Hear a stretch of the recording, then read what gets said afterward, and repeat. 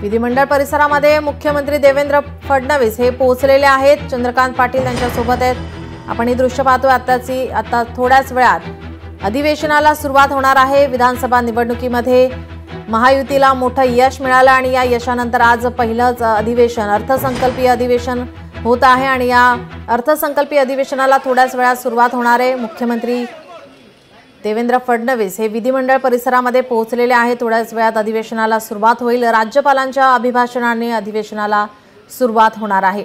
सर्वात भाजपाचे नेते देवेंद्र फडणवीस यांच्या सोबत या ठिकाणी कामकाजासाठी अधिवेशनासाठी जात आहेत। आपण ही दृश्य पाहतोय। विधानसभा निवडणुकीमध्ये मिळालेल्या यशानंतर आता महायुती सरकारचं हे पहिलंच अर्थसंकल्पीय अधिवेशन आहे। विधिमंडळ परिसरातील आपण हे दृश्य पाहतोय। मुख्यमंत्री देवेंद्र फडणवीस हे आता अधिवेशनासाठी इकडे या ठिकाणी विधिमंडळ परिसरात पोहोचलेत।